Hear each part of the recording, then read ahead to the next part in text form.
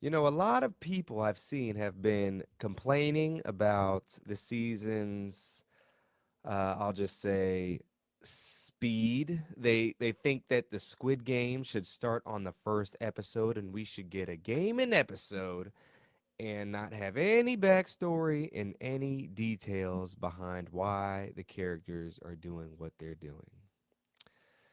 I love TikTok, but it's definitely ruined the attention span of a lot of people. Welcome back, y'all, to the DeAndre Way, where we about to go recap Squid Game Season 2, Episode 2, Halloween Party.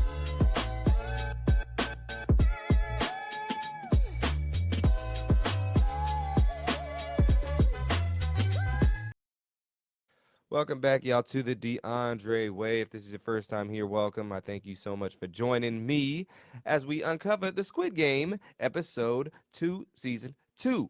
We back in the studio. I was gone for a minute. Happy holidays. Merry Christmas to those who celebrated. Happy Kwanzaa, um, and everything else. Hanukkah, the whole nine.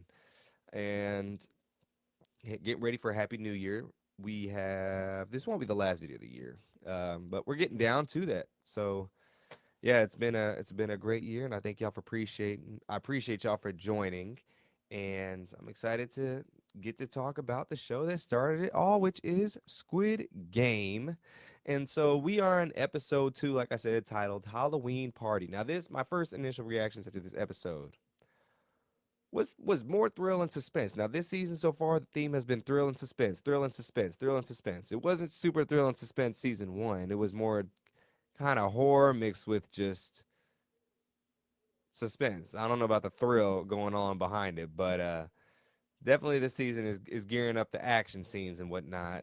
We got some snipers in the cut, and I like it. I like the storytelling and the details behind everything. That's my if a story, I don't need the action to come straight off the bat, like this is too fast, too furious. I need to know the reasons why people are doing why they're doing and making it understandable and entertaining all at the same time. And I think you're doing a good job of it. I mean, I wish, like I said, I wish there was more episodes. I found out there's only 7 episodes in this season, so we'll get through this rather quickly. But taking my time through it.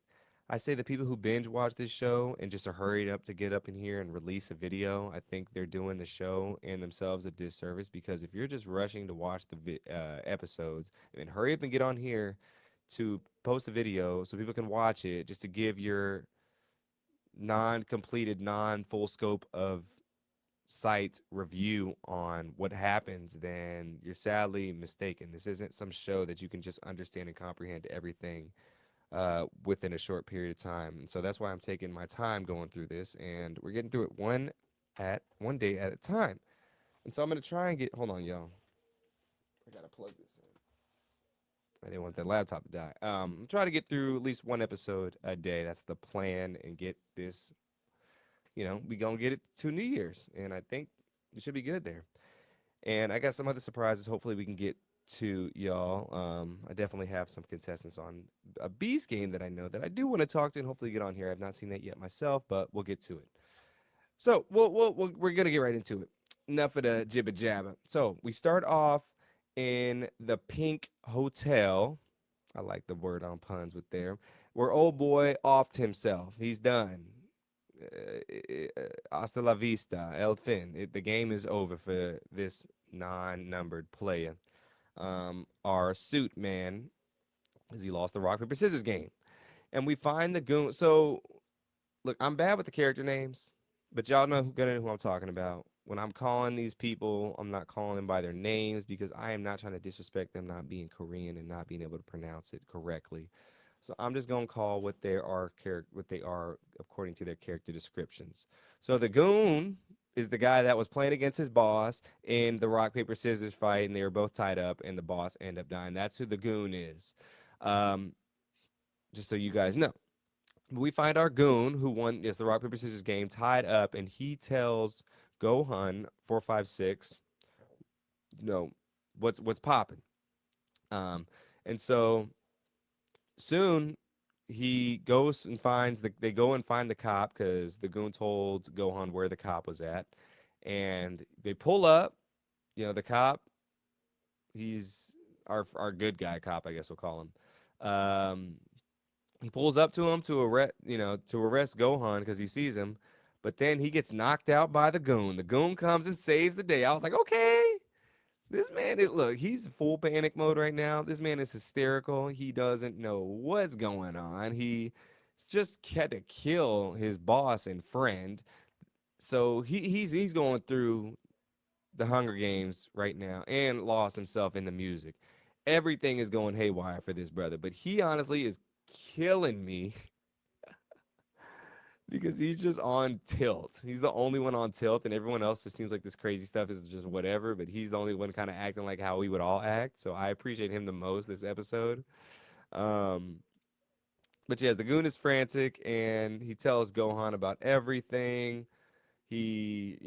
About with his boss, and then how he was working for him. Because it's interesting, 456 never really met his employees. He just hired a bunch of people and just said, get to work. So he's kind of getting himself familiar with the real boss man, because his boss was not the real boss. But soon we get a pan to the girl sleeping in the car. She gets knocked on by the police officer, and he said, you can't be sleeping here no more. Last time, and then you out of here. So yeah, they pan to her, and then we go back to 456 and the cop. The cop is tied up in the bathroom with the handcuff against the bath faucet, and they're telling each other like what's going down. The cop is saying like, please, I can help you. I'm trying to get to the island too. I'm trying to discover what's going on. My brother, this, that, and the third.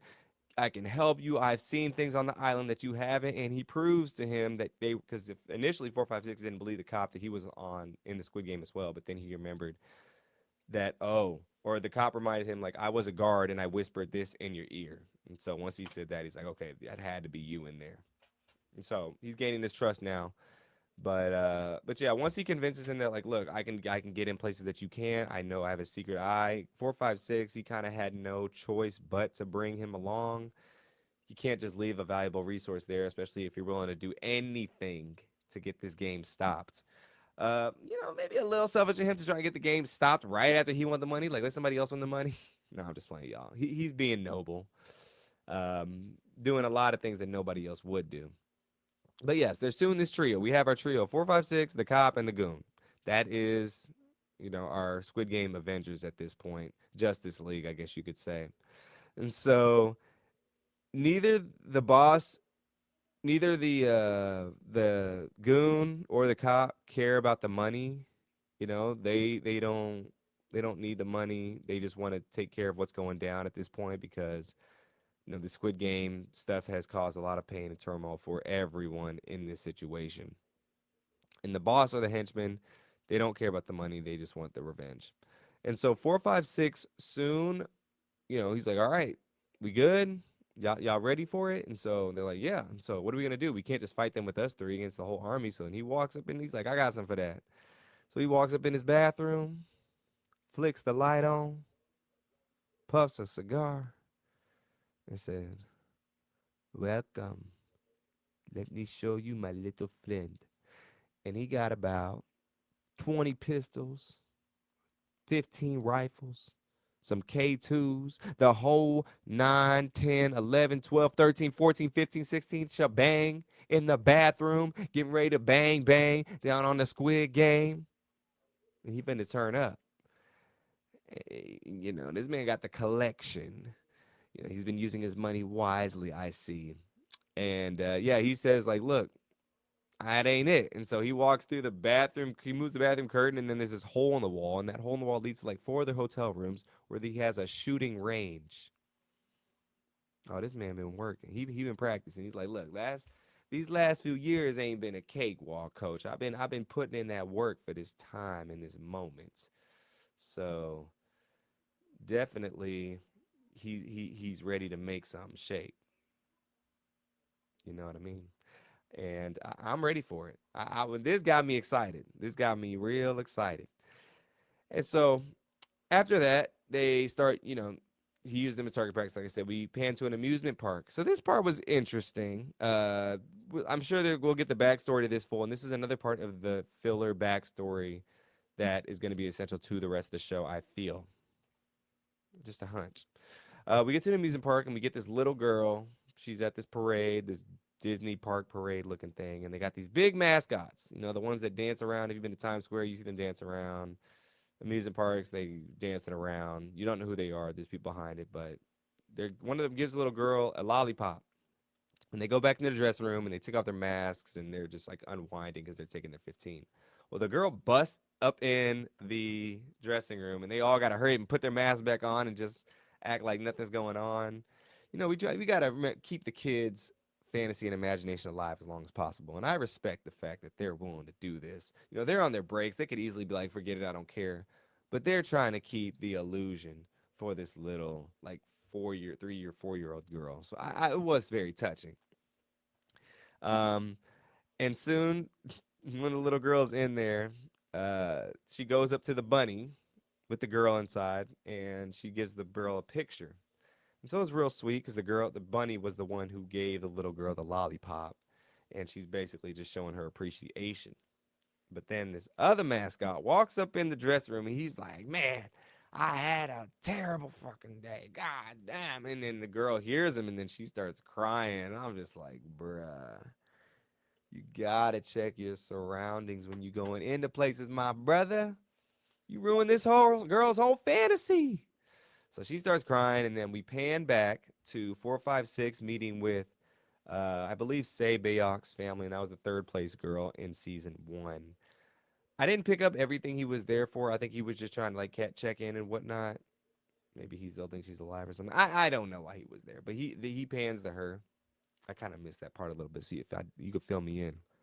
That'll be greatly appreciated. Thank you. Sorry, y'all. It's late. Just got back in New York. I'm a little tired, but we making it through. Um, but yes, then we pan back to the girl sleeping in her car, and she gets the Squid Game invite. She got the card, the meal ticket. She's ready to go cash it in and win that money, I'm sure. And then we pan to the cop and his mother having dinner, talking about his brother, you know, the one that's the front man in Squid Game, and why he's not back home, and if they forgot about them. And this was a kind of a touching scene for the mom, because this is the first time we're introduced to the mom.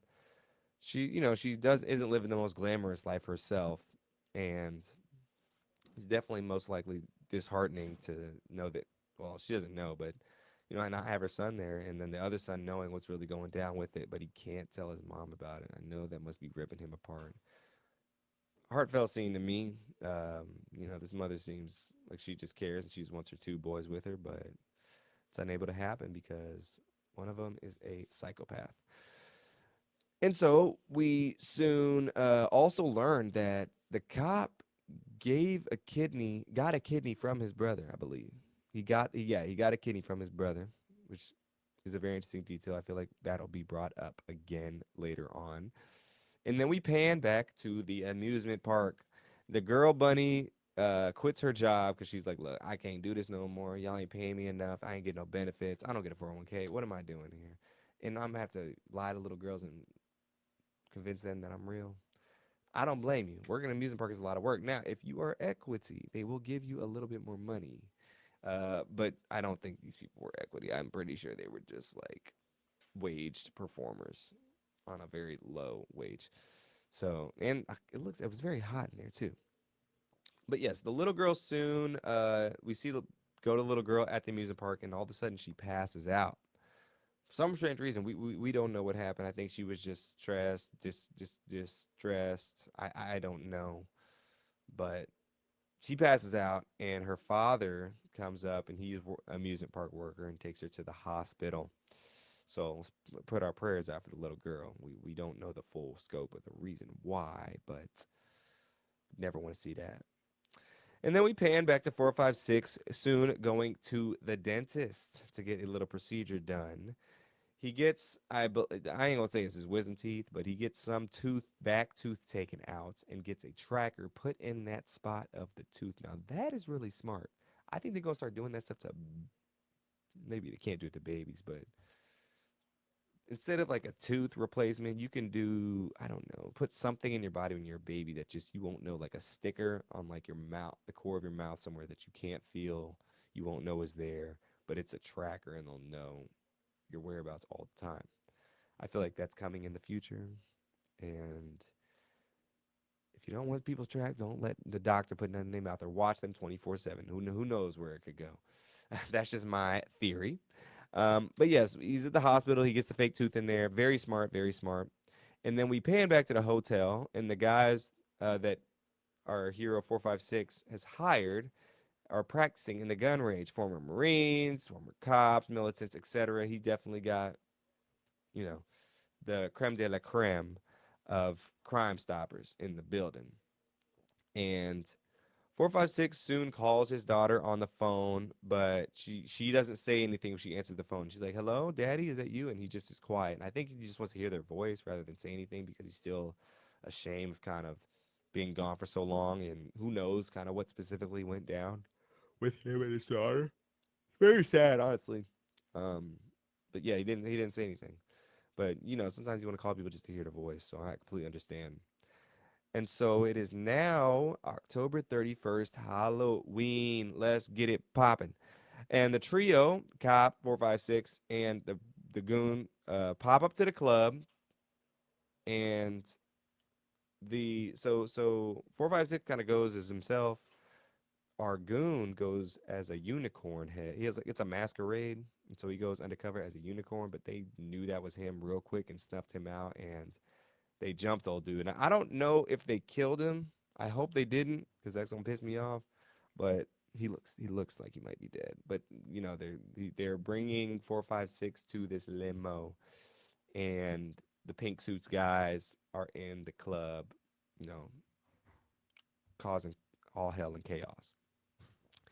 And soon, when our cop friend leaves his station and goes inside the club and tries to follow them up, they're gone soon in the white limousine.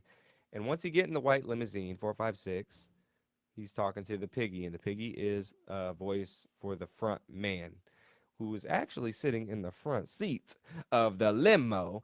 But we don't find that until everything else goes down. But yes, he's talking to him through the piggy, and he's like, "What are you doing? What are you coming back? You should have left. What do you want, basically?" And 456 says, "Y'all a bunch of crooks, killing people for the fun of it. You working for investors up top, and so you're not even running your own show. You're listening to somebody else." And he's reading it for a filth right now. It's actually a little hysterical. This scene was very high tense. But I'm just glad. One thing I hope they don't do is just somehow randomly turn the tracker off or find out that he has a tracker, because that'll just be too fake to even realize. The only way I could see somebody finding the tracker is if there's like a light on it or a button and they recognize that kind of thing, or if he gets some top and then something goes haywire with it. I don't know, but we'll see. Um, but yes, he's talking to him. He's like, okay, I think he's pretty much stalling them because his goons know his whereabouts, his new goons, and so they're tracing him. But then when they're about to pull up on him, the sniper snipes out their tires, so they have a flat now, so they can't help him anymore, and he's on his own. And 456 just like, hey, put me back in the game, EA style. I can do it. And the guy is shocked. He's like, "You want to go back in there?" And he's like, "Yeah, what you gonna do?" And I think he was trying to see call their bluff, but they actually did it, and he's gonna try and break the game from inside out. And he soon, the smoke comes, he passes out. We know what's gonna happen next, and then the last scene is we're gonna pan. We get to the girl who I believe was in the trailer sleeping, and she soon enters the truck and puts on the Squid Game guard suit and takes off. So I'm interested to see more about that. Our next time we see our protagonist, he will be in the games most likely, and it's time for the new season to officially launch in episode 3. So this episode, like I said, it was quality. It was a really story builder episode. Nobody really died in this episode. Nothing insane happened. Well, our goon might have died, but nothing like super insane happened. But this episode is necessary just to connect the dots to all the pieces that are soon to have. Because once they're in the games, it's just going to kind of go like clockwork. So I like this episode. I definitely liked it. It explained things because this is the last time we're gonna be able to somewhat relax during any episode for the rest of the series. But let me know what you guys think. Did you like this episode? Did you love it? Did you hate it? Let me hear from you. And we are on to episode 3 next. So thank you guys for joining. Thank you for dealing with my yawns. And as I always say, peace, blessings, deuces, and have a great rest of your day.